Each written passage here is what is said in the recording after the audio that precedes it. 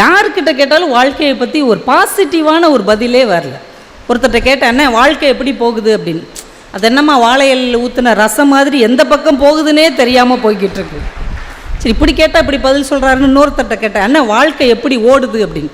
அவர் சொன்னார், பைக்கெலாம் பெட்ரோலில் ஓடுது, கார்லாம் டீசலில் ஓடுது, டிவி கரண்ட்டில் ஓடுது, நம்ம வாழ்க்கை மட்டும் கடன்லேயே ஓடுது அப்படின்னார். அந்தளவுக்கு இன்றைக்கி வாழ்க்கை ரொம்ப பரிதாபகரமாக போய்கொண்டு இருக்கிறது. அவ்வளவு சோகமாக இருக்குது. யார்ட்டையாவது எப்படி இருக்கீங்க அப்படின்னு கேளுங்களேன். இதுக்கு என்னங்க பதில்? எப்படி இருக்கீங்க அப்படின்னா என்ன? நல்லா இருக்கேன், இல்லை நல்லா இல்லை, இதான பதில். எப்படி இருக்கீங்கன்னு கேட்டால் இருக்கேன். இது என்ன பதில்? ஆமாவா இல்லையாவே கிடையாது, இருக்கேன். நம்ம பெண்கள் அதை விட இன்னும் சூப்பர். எப்படி இருக்கீங்க? நல்லா தான் இருக்கேன். நல்லா தான் இருக்கேன்னா எனக்கு ஒரு குறையும் இல்லை. ஒரு குறையும் இல்லைங்கிற வார்த்தையில் 1000 குறைகள் இருக்குது. உணர்ந்து ஒரு ஐயா மட்டும் கை தட்டுறாரு. இப்படித்தாம்மா வீட்டிலே அந்த பொம்பளை இருக்கு. உண்மையிலேயே இங்கே இருக்கிற எல்லா பெண்களும் சேர்ந்து இங்கே உள்ள ஆண்களுக்கு ஒரு பெரிய கைத்தட்டல் கொடுங்க. ஏன்னா காலம் முழுக்க பெண்களை தூக்கி தூக்கி தலையில் வைத்து கொண்டு தன்னையே மறந்து போன அந்த ஆண்குல தங்கங்களுக்காகத்தான் இன்றைக்கு உலக தந்தையர் தினத்தை நம்முடைய சுந்தரம் அவர்கள் இவ்வளவு கம்பீரமாகவும் இவ்வளவு மகிழ்ச்சியாகவும் நடத்தி கொண்டிருக்கிறார். உண்மையிலே வார்த்தைக்கும் வாழ்க்கைக்கும் வித்தியாசம் இல்லாது அப்படின்ற சொல்கிற மாதிரி அவர் தந்தையர் தினத்தை சும்மா பேச்சுக்கெல்லாம் நடத்தலை. இந்த மேடையில் பாருங்கள், அவருடைய அப்பாவையும் மேடை ஏற்றினார், அவங்க மனைவியுடைய அப்பாவையும் மேடை ஏற்றி இருக்கிறார் என்றால் உண்மையிலேயே தந்தையர் தினம் கொண்டாடுவதற்கு அவர் தகுதியான சரியான ஒரு மனிதராக இருக்கிறார். ஆனால் இன்னைக்கு நம்ம வாழ்க்கையுடைய விளிமியங்கள்லாம் ஒரு தலைமுறைக்குள்ளே மாறி போச்சு. நீங்கள் கவனிச்சிருக்கீங்களா? ஒரு 30 வருஷத்துக்குள்ள அதுக்கு முன்னாடி நம்ம எதெல்லாம் சரின்னு நினச்சோமோ அது எல்லாமே இன்றைக்கி தப்புன்னு மாறி இருக்கு. கவனிச்சிங்களா நீங்கள்? நாம் சின்னவங்களாக இருக்கும் போது ஸ்கூலுக்கு எந்த பிள்ளையாவது வரலன்னு வைங்க, வாத்தியார் என்ன பண்ணுவார்? 2 பசங்களை அனுப்பி எவன் வரலையே அவனை கூட்டுவாடா அப்படின்னு அனுப்பி விடுவார். இன்னைக்கு எந்த பிள்ளை ஃபீஸ் கட்டலையோ அந்த பிள்ளைய வீட்டுக்கு போன்னு அனுப்பி வைக்கிறாங்க. உண்மையாக இருந்தால் கைத்தட்டுங்க, இல்லைன்னா விட்டுருங்க. முன்னாலெல்லாம் 3 நாள் 4 நாள் வெளியூர் போனால் கூட வீட்டில் இருந்தே புளியோதரை லெமன் சாதம்லாம் கட்டி எடுத்துகிட்டு போவோம். ஏன்னா ஹோட்டல் சாப்பாடெலாம் ஒத்துக்கிடக்கூடாது, சாப்பிடவே கூடாது அப்படின்னு. வீட்டிலேருந்து 3 நாள் வெளியில் போனால் கூட புளியோதரை லெமன் சாதம் தான். இன்றைக்கி வீட்டிலே இருந்துக்கிட்டு ஹோட்டலில் ஆர்டர் பண்ணுறாங்க.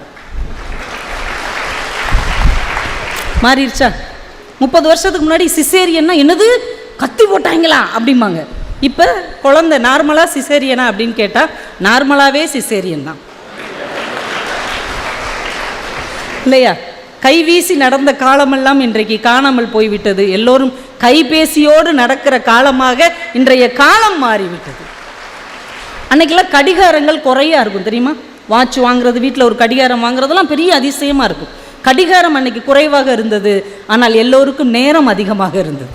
இன்றைக்கி எல்லாத்துலேயும் கடிகாரம் இருக்குது. வாட்சில் இதில் இருக்குது, மொபைலில் இருக்குது, வீட்டில் இருக்குது, எல்லா இடத்துலையும் கடிகாரங்கள் இருக்கிறது. ஆனால் எல்லோருக்கும் நேரம் குறைவாக போய்விட்டு அப்படி மாறிடுச்சா?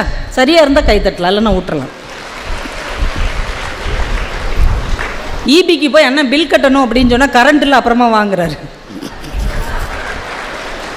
எல்லாமே தன்னுடைய அந்த ஒரிஜினாலிட்டியை தொலைத்து விட்ட ஒரு காலத்தில் நம்ம வாழ்ந்துக்கிட்டு இருக்கிறோம். முன்னாடிலாம் என்ன சொல்லுவாங்க?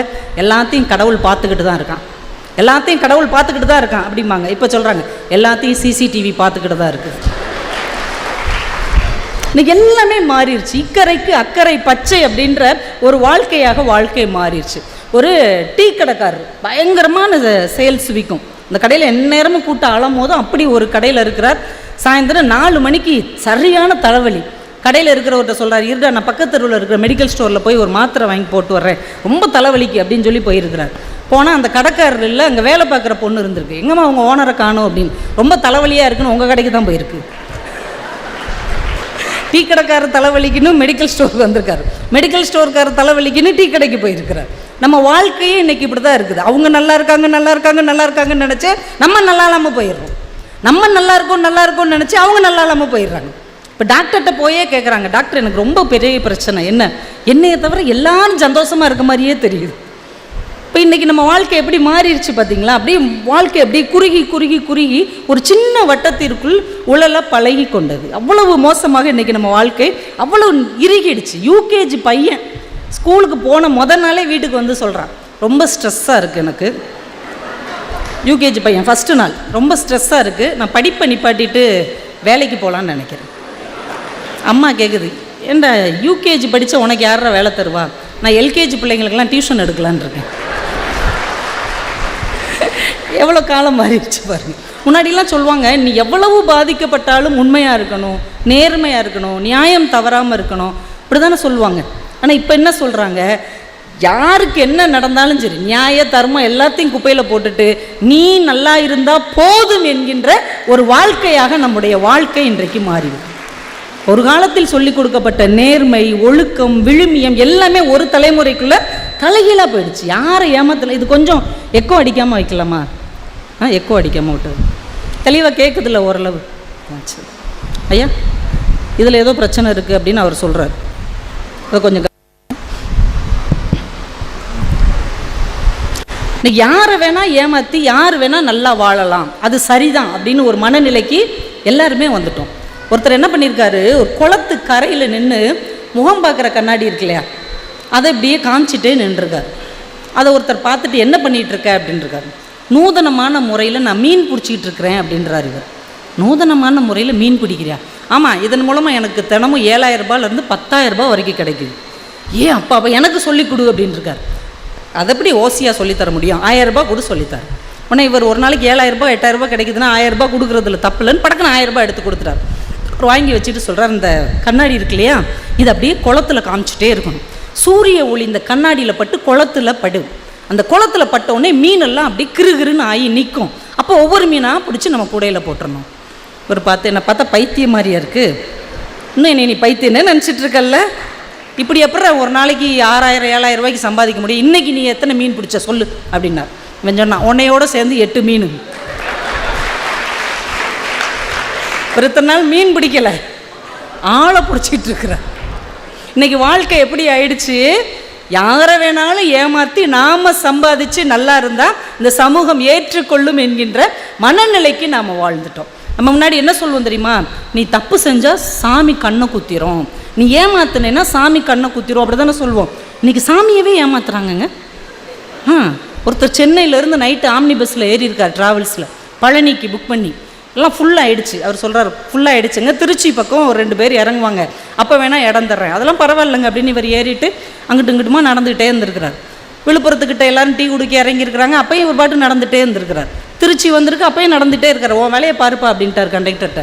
காலையில் 5:30 மணிக்கு பழனி வந்திருக்கு, அப்போ வரைக்கும் நடந்துகிட்டே தான் வந்திருக்கார். இவர் நினச்சிருக்கார், ஒன்று இருந்தாலும் பைத்தியமாக இருக்கணும், இல்லைன்னா இவருக்கு தூக்கத்தில் நடக்கிற வியாதியாக இருக்கணும் அப்படின்ட்டு இறங்கினோடனே அவரை பிடிச்சி, சார் உங்களுக்கு என்ன பிரச்சனைன்னு இருக்கார். இல்லை சார், எனக்கு ஒரு நேர்த்திக்கடன் இருந்தது, அது நிறைவேறுச்சுன்னா சென்னையிலேருந்து பழனிக்கு நடந்தே வர்றேன்னு வேண்டிக்கிட்டேன்,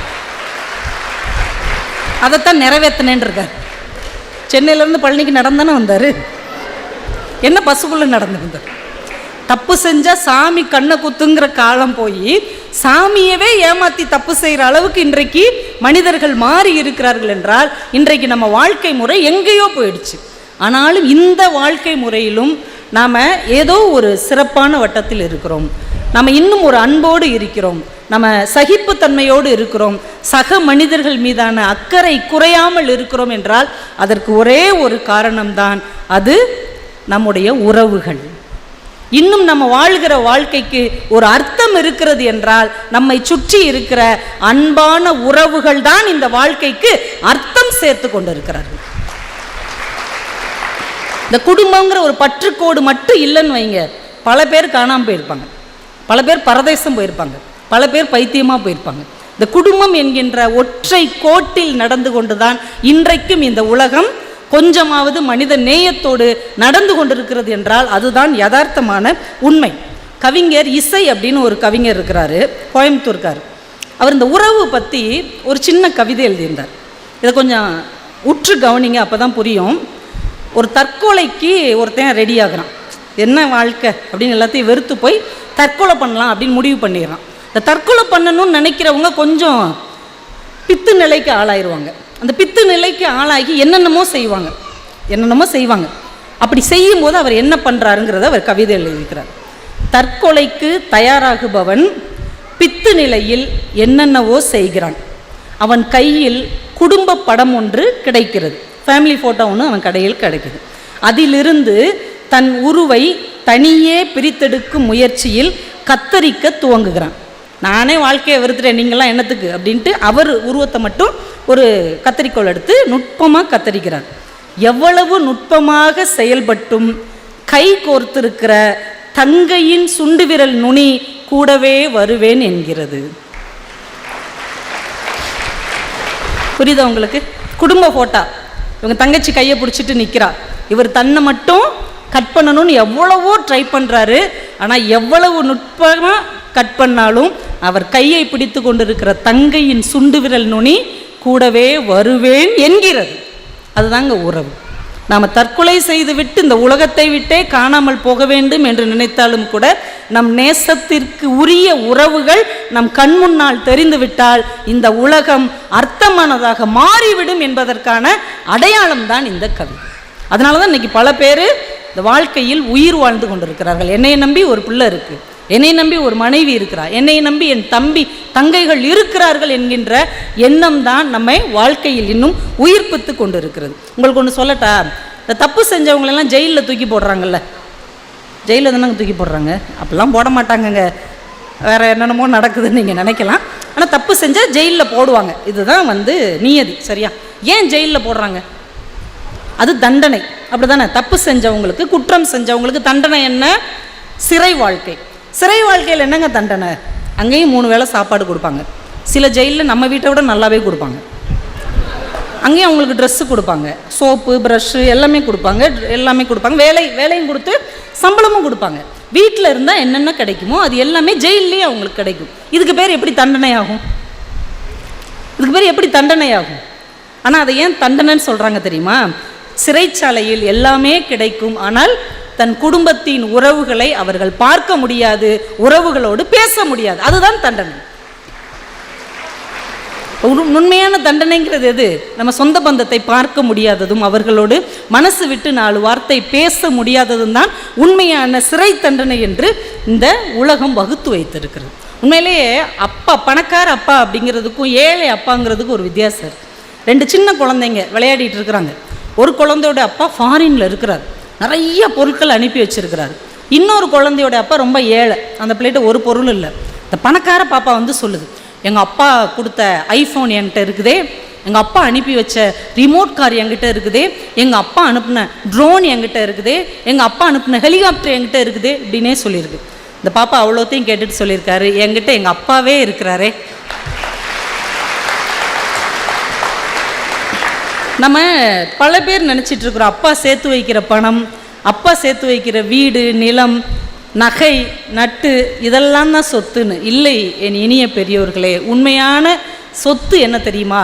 யாருக்கெல்லாம் அம்மா அப்பா அதிக நாள் உயிரோடு இருக்கிறார்களோ அதுதான் உண்மையான சொத்து. கோடீஸ்வரன் அப்படின்னா ஏதோ அம்பானி அதானி அவங்கெல்லாம் கிடையாது. யாருக்கெல்லாம் அப்பா பேரன் பேத்தி கொள்ளு பேரன் பேத்தி எடுக்கிற வரைக்கும் அப்படி ஆரோக்கியமாக இருக்காங்களோ அவன் தான் உலகத்தின் மிகப்பெரிய கோடீஸ்வரன். அப்பாவை விட என்னங்க பெரிய சொத்து இருக்குது? நம்ம ஊரில் நல்ல அப்பாவுக்கும் மோசமான அப்பாவுக்கும் ஈஸியாக அது வித்தியாசம் கண்டுபிடிச்சிடலாம். தெரியுமா உங்களுக்கு? நல்ல அப்பா யார், மோசமான அப்பா யாருங்கிறது ஈஸியாக கண்டுபிடிச்சிடலாம். இப்போ அப்பா வேலைக்கு விட்டு வர்றாருன்னு வைங்க, பிள்ளைங்க குடுக்குடுன்னு அப்பா அப்படின்னு ஓடினாங்கன்னா அவர் நல்ல அப்பா. பிள்ளைங்க அப்பாவை பார்த்து வீட்டுக்குள்ளே ஐயோ அப்பான்னு ஓடியாந்தாங்கன்னு வைங்க, அவர் கொஞ்சம் மோசமான அப்பா. அதனால் நீங்கள் நல்ல அப்பாவா மோசமான அப்பாவான்னு இன்றைக்கி வீட்டுக்கு போகும்போது பிள்ளைங்க எப்படி கூப்பிட்றாங்கங்கிறத வச்சு கண்டுபிடிச்சிக்கோங்க.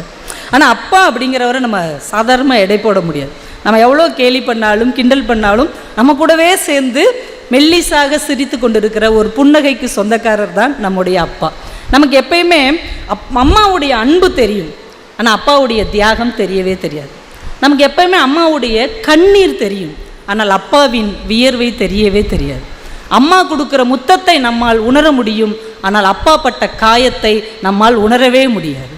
வீட்டில் கூட பாருங்களேன், அம்மா கை பக்குவத்தில் அவிஞ்ச இட்லி எவ்வளோ ருசியாக இருக்குது நமக்கு தெரியும், ஆனால் அந்த பக்குவத்துக்கு காரணமாக இருக்கிற அங்கே வெந்து கொண்டு இருக்கிற அப்பாவின் வேட்டி யார் கண்ணுக்கும் தெரியாது. அம்மா தோசை மாதிரி அம்மாவுடைய சுவையை அம்மாவுடைய அன்பை நம்ம அனுபவிச்சுக்கிட்டே இருப்போம், ஆனால் அந்த தோசையை தாங்கி கொண்டே அடுப்பில் எரிந்து கொண்டு இருக்கிற தோசை கல் தான் நம்ம அப்பா என்பதை நம்மால் கடைசி வரைக்கும் உணர முடியாது. அப்படிப்பட்டவர் தான் அப்பா.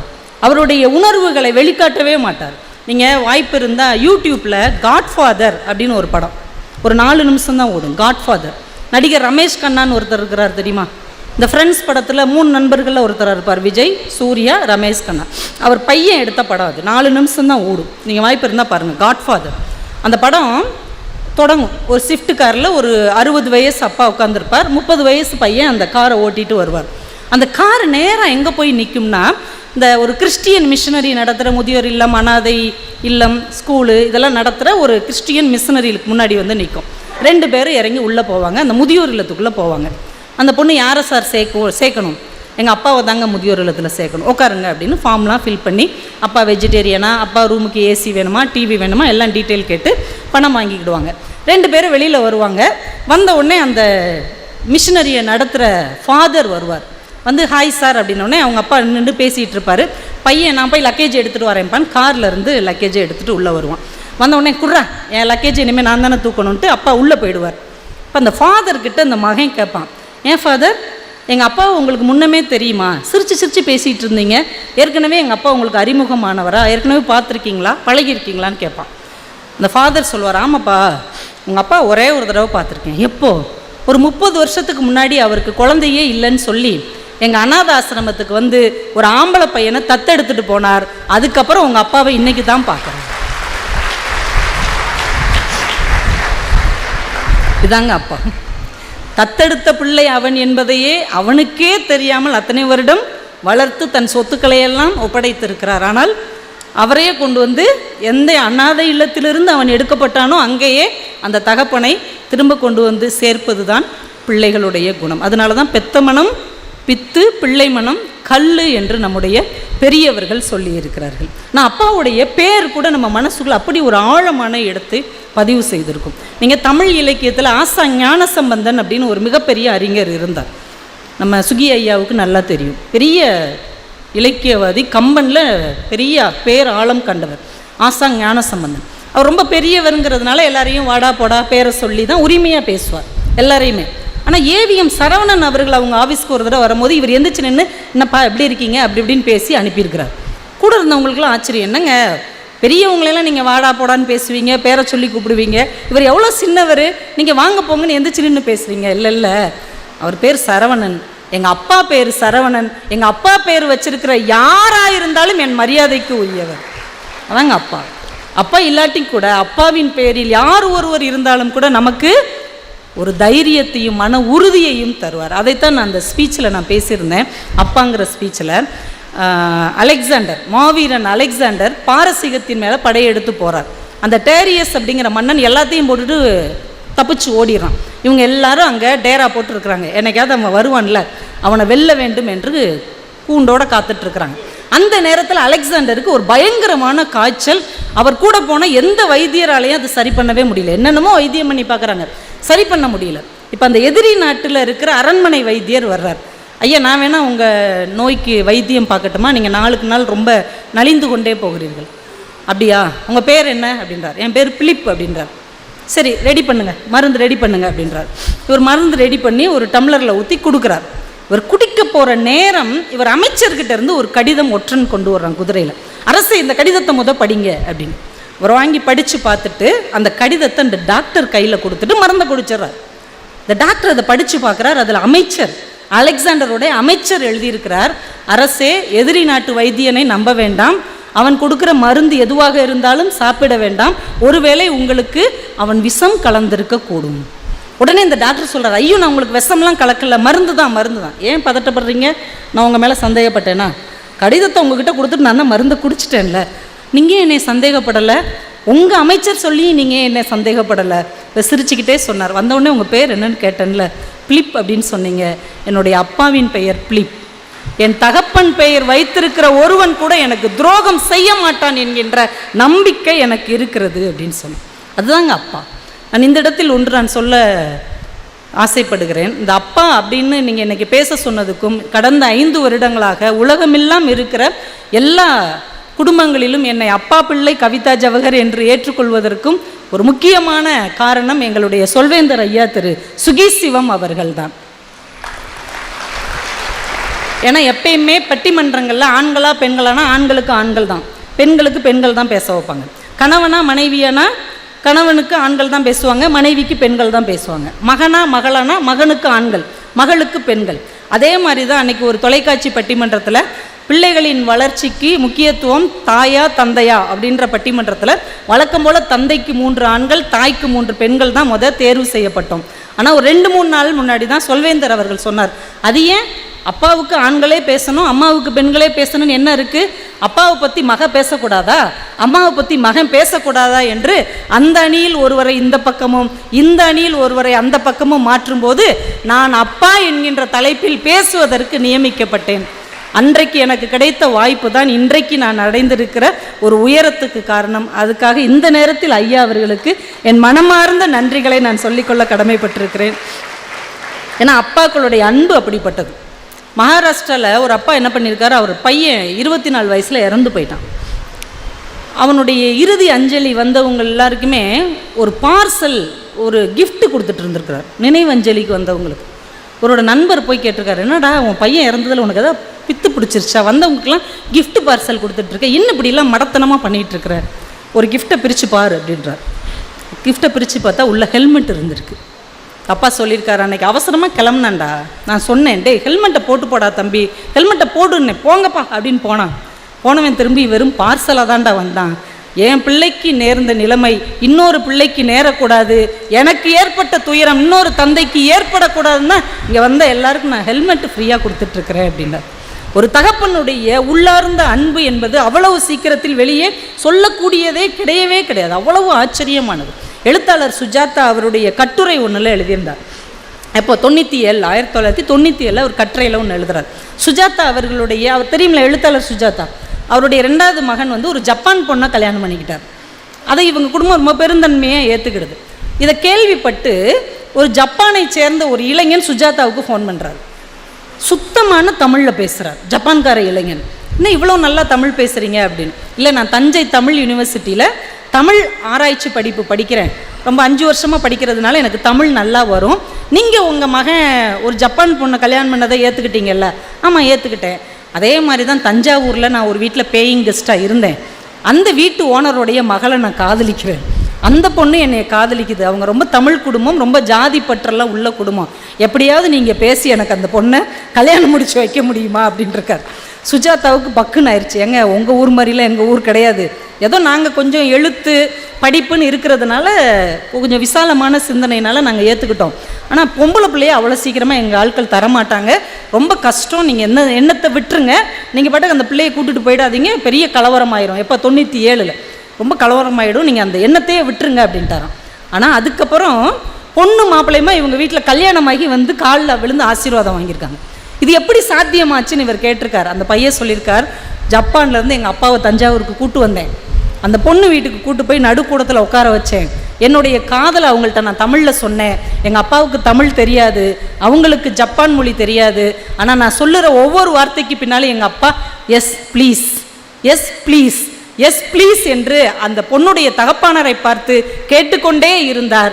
இவ்வளோ பெரிய மனிதர் தன் மகன் சொன்ன ஒற்றை வார்த்தைக்காக ஜப்பான்லேருந்து தஞ்சாவூருக்கு வந்திருக்கிறாரே, இவருக்காகவாது நம் மகளை இவங்க குடும்பத்து மருமகளாக அனுப்ப வேண்டும் என்று அவங்க மகளை கொடுத்தாங்க அப்படின்னார். சுஜாதா ரொம்ப ஆச்சரியப்பட்டார். என்ன ஒரு தகப்பனி, உன்னதமான தகப்பன்னா நான் இவரைத்தான் சொல்லுவேன். மகன் சொன்ன ஒரு வார்த்தைக்காக அவன் உணர்வை மதித்து ஜப்பான்லேருந்து தஞ்சாவூரில் ஒரு குடும்பத்தில் நடுவீட்டில் உட்காந்து என்ன பேசுகிறாங்கன்னே தெரியாமல் எஸ் ப்ளீஸ் ப்ளீஸ் ப்ளீஸ்னு தான் இறங்கி கேட்டார் இல்லையா, அதுதாங்க அப்பா. அப்பாங்கிறவர் கம்பீரமானவர், அப்பாங்கிறவர் கொஞ்சம் கெத்தானவர், அப்பாங்கிறவர் சுயமரியாதைக்காரர், அப்பாங்கிறவர் தன்மானம் நிறைந்தவர். ஆனால் இது எல்லாத்தையும் ஒரு நாள் அவர் விட்டு இறங்குவார் என்றால் அது தன் பிள்ளைகளுக்காக அதையும் விட்டு இறங்க தயாராக இருப்பவர் தான் நம்முடைய அப்பா. அப்பாவை சாதாரணமாக நீங்கள் நினச்சிடவே கூடாது. அம்மாவுடைய ஆசைகள் நிறையா இருக்கும். நீங்கள் அம்மாட்ட போய் உட்காந்து கேளுங்களேன், அம்மா உன் ஆசை என்ன அப்படின்னா, நான் மெட்ராஸில் மெரினா பீச்சை சுற்றி பார்க்கணும், தஞ்சாவூர் பெரிய கோயிலுக்கு போகணும், இருக்கிறதுலே விளக்குன்ன பட்டுச்சேலை வாங்கணும் அப்படின்னு நிறைய சொல்லுவாங்க அம்மாவுடைய ஆசை. ஆனால் அப்பாவுடைய ஆசை என்ன தெரியுமா, நீங்கள் அப்பா கிட்ட கேட்கவே வேண்டாம். எல்லா அப்பாக்களுக்கும் ஒரே ஒரு ஆசை தான். என்ன ஆசை தெரியுமா? தான் பிள்ளை ஒரு பொருளை கேட்டு அது என்னால் வாங்கி கொடுக்க முடியாது என்கின்ற நிலைமை மட்டும் தனக்கு வரக்கூடாது என்பதுதான் எல்லா தகப்பன்களின் ஆசையாக இருக்கும். அதுதாங்க உண்மையான ஒரு தகப்பனின் சிந்தனையாக இருக்கும். நான் முத்துக்குமார் உயில் அப்படின்னு ஒரு தலைப்பில் ஒரு கவிதை எழுதினார். அவர் மகனுக்கு எழுதுறார் உயில். ஒரு கவிஞர் கவிதையை தானே உயிலாக கொடுக்க முடியும். அவர் எழுதுறார், மகனே, எனக்கு மகன் பிறந்த பிறகுதான் என் தந்தையின் பாசத்தை நான் புரிந்து கொண்டேன். உனக்கு ஒரு மகன் பிறந்த பிறகுதான் என்னுடைய பாசத்தை நீ புரிந்து கொள்வாய். இதுதான் என் உயில் அப்படின்னு எழுதினார். உண்மையிலே அப்பா இருக்கிற வரைக்கும் அவருடைய பாசத்தை, அவருடைய அன்பை நாம் யாராலும் தெரிந்து கொள்ளவே முடியாது. 2019 கோயம்புத்தூர் பக்கத்தில் மேட்டுப்பாளையம்னு ஒரு ஊர் இருக்குல்ல, அதுக்கு பக்கத்தில் ஒரு சின்ன கிராமம். அங்கே தீண்டாமை சுவர்னு ரொம்ப வருஷமாக இந்த சாதாரண ஜாதிகளுக்கும் பெரிய ஜாதிகளுக்கும் நடுவில் ஒரு பெரிய சுவர் போட்டாங்க. நீங்கள் எங்கள் கூட சேரக்கூடாது, எங்கள் கூட ஒட்டக்கூடாதுன்னு எப்பயோ போட்டு வச்ச ஒரு சுவர். அந்த சுவர் ஒரு நாள் திடீர்னு நைட்டு 12 மணிக்கு இடிஞ்சு விழுந்துருச்சு. இந்த பக்கமாக விழுந்து அந்த எளிய குடும்பத்தை சேர்ந்த ஒரு 17-18 பேர் இறந்து போயிட்டாங்க. அதில் ஒரே குடும்பத்தை சேர்ந்த 2 பிள்ளைகள் இறந்துட்டாங்க. ஒரு பொண்ணு 9ஆம் வகுப்பு படிக்கிறா, 6ஆம் வகுப்பு படிக்கிற தம்பி, 2 பேருமே இறந்துட்டாங்க. அவங்க 2 பேருக்கு ஏற்கனவே அம்மா இல்லை, அப்பா மட்டும்தான். செல்வராஜ்னு ஒரு கூலி தொழிலாளி அந்த அப்பா. அவர் விஷயம் கேள்விப்பட்டு காலையில் பதறி அடித்து ஓடி வர்றார். இருந்த 2 பிள்ளைங்களும் இறந்து போயிடுச்சு. தர்மாஸ்பத்திரிக்கு போங்க அப்படின்னு அனுப்பி விட்றாங்க. போனால் அந்த ஊரே அந்த இதெல்லாம் நிற்கிறாங்க. எல்லாம் அவங்கவுங்க சொந்த பந்தங்களை இழந்துட்டு இவர் பிள்ளைய பார்க்க ஓடுறார். சொந்தக்காரங்க கையை பிடிச்சி சொல்கிறாங்க, இந்த பாரு செல்வராஜ், 2 பிள்ளைகளும் இறந்துருச்சு. ஆனால் டாக்டருக்கு என்ன சொல்கிறாங்க, 2 பிள்ளைகள் கண்ணும் நல்லா இருக்குது, அந்த கண் தானம் பண்ணிருன்னு சொல்லுவாங்க. நீ ஒத்துக்கிடாத, ஏற்கனவே நமக்கு இவ்வளோ பெரிய அநியாயம் நடந்திருக்குது, இவங்க அந்த கண்ணை எடுத்துகிட்டு போய் விற்றுருவாங்க, அதனால் நீ ஒத்துக்கிடாத, கையெழுத்து போடாத, பிள்ளைங்களுடைய உடம்பை கொண்டு வா, நம்ம இடுகாட்டுக்கு கொண்டு போயிடுவோம் அப்படின்னு சொல்கிறாங்க. சரின்னு இந்த அப்பா அப்படியே அழுதுகிட்டே உள்ளே போகிறார். இருக்கிற 2 பிள்ளைங்களும் இழந்தாச்சு. இப்போ அந்த டாக்டருக்கு சொல்கிறாங்க, சார் உங்கள் 2 பிள்ளைங்களும் துரதிர்ஷ்டமாக இறந்துட்டாங்க, ஆனால் அவங்க கண்கள் நல்லா தான் சார் இருக்குது, நீங்கள் ஒரு கையெழுத்து போட்டிங்கன்னா ஒரு 4 பேருக்கு கண் பார்வை கொடுக்கலாம், உங்கள் கையில் தான் இருக்குது, நீங்கள் ஒத்துக்கிட்டிங்கன்னா நாங்கள் இந்த ஆப்ரேஷன் பண்ணுறோம். ஒரு கணம் யோசிச்சுட்டு சரி அப்படின்னு கையெழுத்து போட்டு கொடுத்துட்டு வந்துட்டார். சொந்தக்காரங்களாம் திட்டுறாங்க, ஏன்டா நாம் ஏன்டா செய்யணும், நம்மளே இந்த உலகம் மதிக்குதா, நம்மளை யாராவது மனுஷனாவது நினைக்கிறாங்களா, நாம் ஏன்டா அப்படி கண் தானம் செய்யணும், இறந்த பிள்ளைங்க கண்ணை நீ ஏன் தானம் செஞ்சேன்னு எல்லாம் திட்டுறாங்க. இந்த செல்வராஜுங்கிற படிக்காத அந்த கூலி தொழிலாளி 2 பிள்ளைகளையும் இழந்த அந்த அப்பா அந்த இடத்துல சொன்னான், பிள்ளைகளுடைய கண்ணை தானம் பண்ணிட்டேன், எங்கேயாவது ஒரு இடத்துல இவங்களுக்கு கண்ணை யாருக்காவது கொடுப்பாங்கல்ல, அந்த கண்ணு பொருத்தப்பட்டவங்க எங்கேயாவது என்னைய பார்க்கும்போது அந்த கண்ணு என்னைய பார்க்கும்ல, நம்ம அப்பா இந்த போகிறேன் அப்படின்னு அந்த கண்ணு என்னைய பார்க்கும்ல, அதுக்காகத்தான் நான் கண் தானம் பண்ணேன் அப்படின்னு இருக்கிறார். தாங்க அப்பா தன் மனசின் உணர்வுகளை வெளிக்காட்டாமல் இந்த உலகத்துக்கு ஏதாவது ஒரு வழியில் வெளிச்சம் கொடுக்க தயாராக இருக்கிறவர் தான் உண்மையான ஒரு அப்பா. ஒரு சிறுகதை படித்த இதோடு நிறைவு செய்கிறேன். ஒரு அப்பாவுடைய இறுதி காலம் எப்படி இருக்கும் அப்படின்னு. ஒரு அப்பாவுக்கு 2 பசங்க ஒரு பொண்ணு கல்யாணமாகி பம்பாய்க்கு அனுப்பிட்டாங்க. 2 பசங்களும் கிராமத்தில் தான் இருக்கிறாங்க. கல்யாணம் முடித்து பேரம்பேத்தியெல்லாம் எடுத்து ஓஞ்சி போயிட்டார். ஓஞ்சி கட்டில் கீரை தண்டாக கிடக்கிறார், சாக கிடக்கிறார். நம்ம ஊரில் இறுதி நேரத்தில் இருக்கிற அப்பாவுக்கு என்ன செய்வோம், பால் ஊட்டுவாங்கள்ல, இந்த பசங்க பேரம்பேத்தியெல்லாம் பால் ஊற்றுறாங்க. அவருக்கு இழுத்துக்கிட்டே இருக்குது உயிர். நண்பர் சொல்கிறார், நான் 1 மாதமாக அப்படியே இருக்குது, என்ன தான் செய்ய போகிறீங்க, அதான் என்ன செய்யன்னு தெரியல, நீங்கள் தான் ஒரு ஐடியா சொல்லுங்கள். அவங்க அப்பாவோட நண்பர் சொல்கிறார், உங்கள் அப்பாவுக்கு திருநெல்வேலி அல்வானா ரொம்ப பிடிக்கும்டா, அதை வாங்கி கரைச்சி ஊற்றுங்க, போய் சேர்ந்துருவார். சரின்னு ஒருத்தனை உடனே திருநெல்வேலிக்கு அனுப்பி அல்வாவை வாங்கி கரைச்சி ஊற்றிருக்காங்க. அவர் அப்படியே சாப்பிட்டுட்டு படுத்தே இருந்துக்கிறார். நாங்கள் அல்வா சாப்பிட்டும் போக மாட்டேங்கிறார். உங்கள் அப்பாவுக்கு தங்கம்னா ரொம்ப பிடிக்கும்டா, பிரேஸ்லெட் போடணும்னு ஆசைப்பட்டுக்கிட்டே இருந்தார், கடைசி வரைக்கும் நடக்கலை. தங்கத்தை உரசி ஊற்றுங்க, போய் சேர்ந்துருவார் அப்படின்னு இருக்காங்க. தங்கத்தை உரசி ஒரு சங்கில் ஊற்றிருக்காங்க. அப்படியும் அவர் வாட்டுக்கு ஏப்பை விட்டுட்டு உட்காந்துட்டே இருந்திருக்கிறார். ஆனால் அப்பயும் போக மாட்டேங்கிறார் அப்படின்ட்டு, உங்கள் அப்பாவுக்கு மண் மேலே ரொம்ப ஆசைடா, மண்ணை கரைச்சி ஊற்றுங்க அப்படின்னு இருக்காங்க. மண்ணையும் கரைச்சி ஊற்றிருக்காங்க. அப்பயும் அந்த மனுஷன் போல் அவர் வாட்டுக்கு அப்படியே முழிச்சுக்கிட்டே கிடந்திருக்கிறார். உயிர் அப்படியே வானத்துக்கு பூமிக்கு இழுத்துக்கிட்டே இருக்குது. போகவும் மாட்டேங்கிறார், இருக்கவும் மாட்டேங்கிறார். சொந்த பந்தம்லாம் வந்துக்கிட்டும் போய்கிட்டுமா இருக்குது. எத்தனை நாள் தான் லீவ் ஓட்டு வரப்போக, என்ன தான் சொல்கிறீங்க, ஏதாவது ஒரு முடிவுக்கு வாங்க அப்படின்ற மாதிரி ஆயிடுச்சு. அங்கே ஒரு கிழவி சொல்கிறாங்க, பக்கத்து வீட்டு கிழவே, நீங்கள்லாம் உருப்படுவீங்களாடா, அதையும் இதையுமா கரைச்சி ஊற்றுறீங்களேடா, அந்த ஜீவன் யாருக்காக ஏங்கிக்கிட்டு இருக்கு, ஒரு பொம்பளை பிள்ளையை கட்டி கொடுத்து மும்பைக்கு அனுப்புனீங்கல்ல, சொத்தை பிரிக்கும் போது எனக்கு ஒரு செயின் கொடுங்கன்னு தானே அந்த பிள்ளை கேட்டது, தரமாட்டேன்னு எல்லாரும் திட்டி விரட்டி விட்டீங்க, அவை இனிமேல் உங்கள் ஊருக்கே வரமாட்டேன், உங்கள் வீட்டுக்கே வரமாட்டேன்னு மண்ணை தூத்திட்டு போனால, அவளை வர சொல்லுங்கடா, அந்த பெத்த மகளை பார்க்கறதுக்கு அந்த உசிறு ஏங்கிக்கிட்டு இருக்கு, அவளை வர சொல்லுங்கடான்னு அந்த பாட்டி சொன்ன உடனே அவளுக்கு தந்தி அடிக்கிறாங்க. அவள் மும்பையிலேருந்து மதுரைக்கு ஃப்ளைட் பிடிச்சி வந்து அங்கேருந்து காரை பிடிச்சி கிராமத்துக்கு வந்து வீட்டுக்குள்ளே ஓடி வர்றா. அப்பா அப்படியே படுத்த படுக்கையாக கிடக்கிறார்.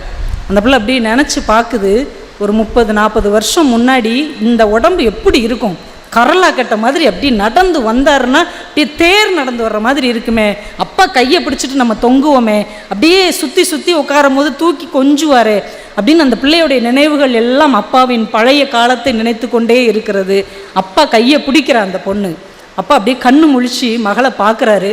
பார்த்த உடனே அவருடைய நினைவு ஓடுது. அவள் பிறந்த உடனே கையில் ஏந்தி கொண்ட அந்த கணங்கள், பட்டுப்பாவோட சட்டை போட்டு அப்படியே சுற்றி பொஃப்னு உட்காரும் போது இவர் பார்த்த அந்த சந்தோஷம், அவள் ஏஜ் அட்டன் பண்ண அன்னைக்கு தாவணி பாவோட சட்டை போட்டு அப்பா அப்படின்னு வெக்கமாக பார்த்து சிரித்தது, அவள் கல்யாணத்து அன்னைக்கு அழுது கொண்டே போனது எல்லாம் நினைவில் வருகிறது.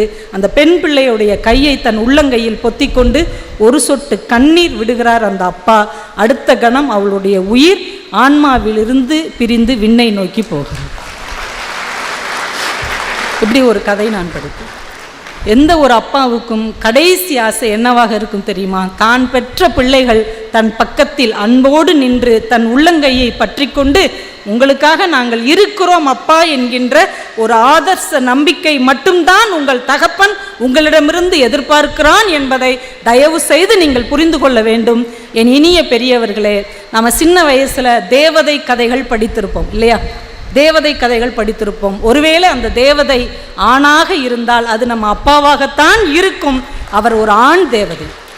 அலாவுதீனும் அற்புத விளக்கும் அப்படின்னு ஒரு கதை நம்ம படிச்சிருக்கிறோம். அந்த அலாவுதீன் எங்கே இருக்கிறான்னு தெரியாது. ஆனால் அந்த அற்புத விளக்கு எல்லார் வீட்டிலும் அப்பா என்கின்ற பெயரில் தன்னை இருட்டில் ஆழ்த்தி கொண்டு தன்னை உருக்கி கொண்டு நம் வாழ்க்கைக்கு வெளிச்சம் தந்து கொண்டிருக்கிறது. நம் அப்பா தான் அந்த அற்புத விளக்கு. என் இனிய நண்பர்களே, கடவுளை இதுவரைக்கும் யாரும் பார்த்ததில்லை, கடவுளை யாரும் இதுவரைக்கும் தொட்டது இல்லை. இன்றைக்கு நான் உங்களுக்கு ஒரு வாய்ப்பு கொடுக்கிறேன். கடவுளை நீங்கள் தொட்டு பார்க்க ஆசைப்பட்டால் உங்கள் பக்கத்தில் இருக்கிற உங்கள் அப்பாவின் கைகளை தொட்டு பாருங்கள். அவர்தான் கடவுள். கடவுள் அப்படித்தான் இருப்பார்.